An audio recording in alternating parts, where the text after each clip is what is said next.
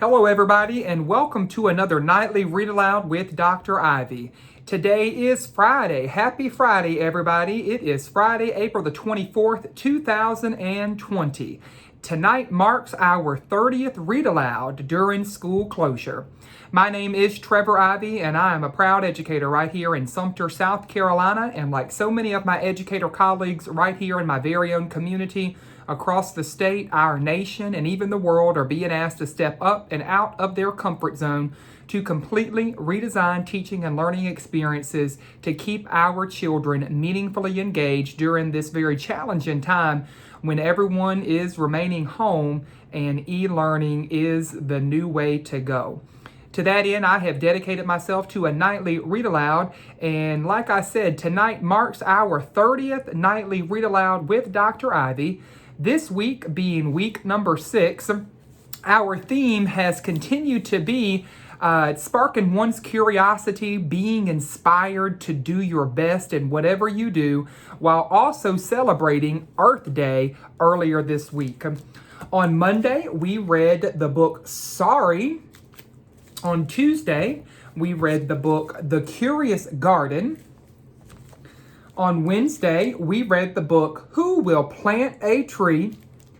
And last night on Thursday, we read the book The Crown Box That Talked. Continuing along with our theme of being inspired and being courageous and going for one's dream, I have a very special book again for you tonight to close out week 6. This is a very special book about someone we all know who has made it big. And it gives us a rare glimpse into one sports hero childhood that emphasizes the role that good values play in one's success. And so who is that sports hero? Whose childhood are we going to take a journey into tonight? It happens to be none other than Michael Jordan. Join me as we read aloud, Dream Big. Michael Jordan and the Pursuit of Excellence. The author for this book is Dolores Jordan, and the pictures are illustrated by Barry Root. Let's find out. Schoolwork always came first, but whenever he could, Michael played, he dreamed, and he lived basketball.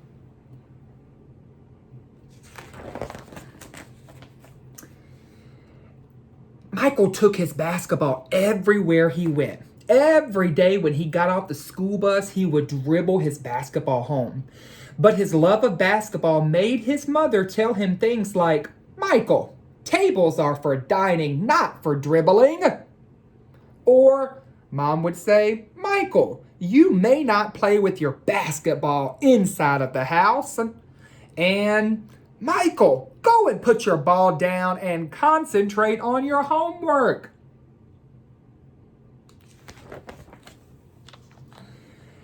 Every day after school, Michael and his friends would play pickup games in Michael's backyard or at the boys' center downtown. They would see who could get to 20 shots first. One afternoon, Michael was way behind the other boys. He wasn't even up to 10. And Michael's best friends, Reggie and David, were near 20 points each. "Michael, you better catch up," David said. "Are you dreaming over there again?"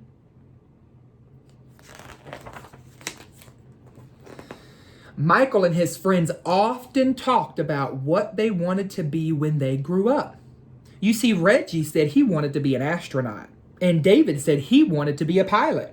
But Michael dreamed of playing basketball, maybe even going off into the Olympics.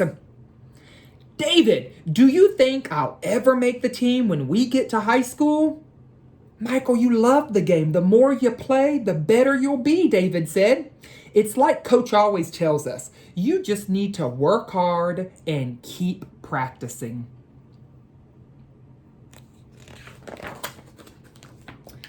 So Michael was thinking about what David had told him when he and the boys went over to his house to take some practice shots before dinner.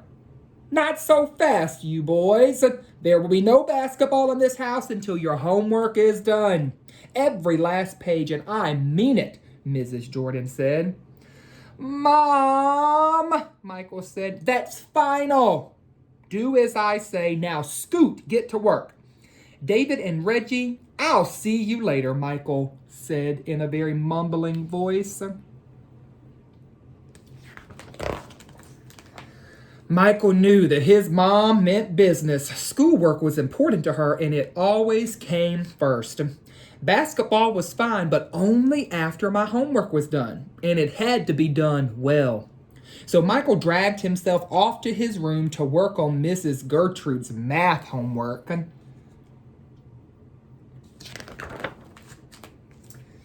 At school later that week, all the talk was about the Olympics. The U.S. basketball team was playing in Germany and everyone was following it. I want to play basketball. I don't want to watch it on TV, Michael told his friends. Michael thought to himself, it sure would be exciting to play for the U.S. Olympic team. In fact, he dreamed of it. On Sunday, September the 10th, it rained and it rained. Michael was stuck inside all day, so he decided to watch the Olympics on TV.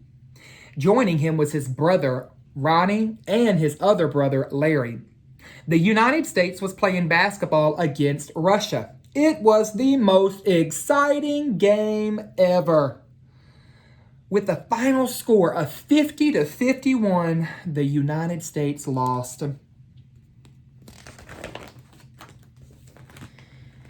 After the game, Michael walked into the kitchen as his mother was preparing dinner, and he announced very loudly, I am going to be an Olympic champion.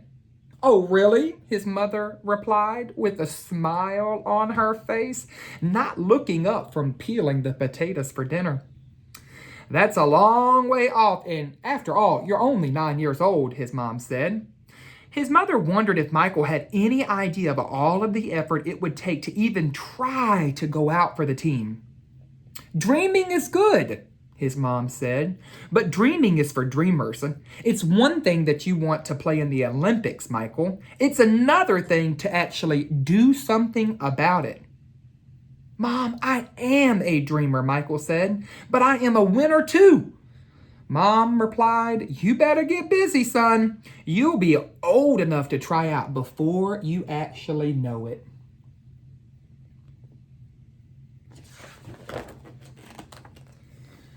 Coach Heron, hey, wait up a minute. Can I talk to you?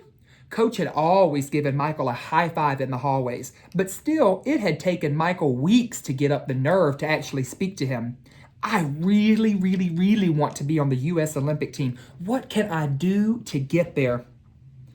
Well, to start with, you'll need to try out for the middle school team. It's a lot of pressure, Coach said, and it'll be a lot of work, but nothing like the pressure in the Olympics.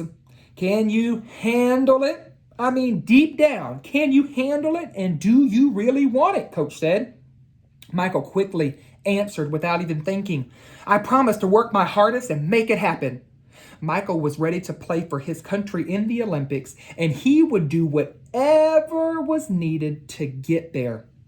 Well, son, with hard work, anything is possible, Coach said. Just make sure you keep that promise to yourself.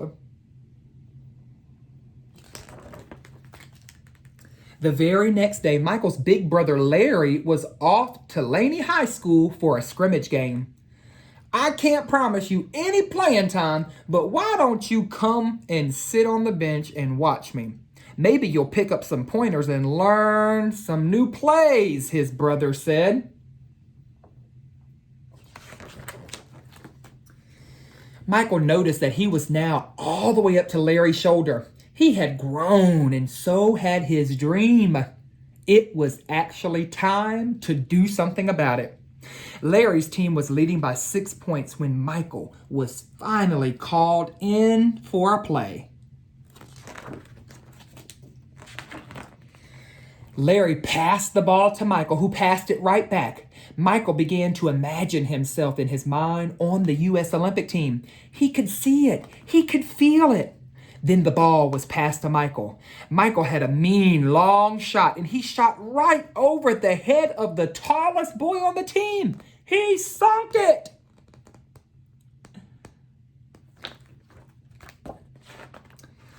Hey, Mom! The final score was 14-10, and 3 points were mine.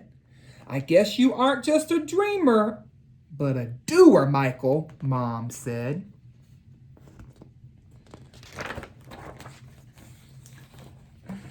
The end. What a great book titled Dream Big, all about Michael Jordan and his pursuit of excellence. You know, in this book, we often hear the words dreaming is good, but dreaming is for dreamers. In fact, that's what Michael Jordan's mother told him several times throughout the book.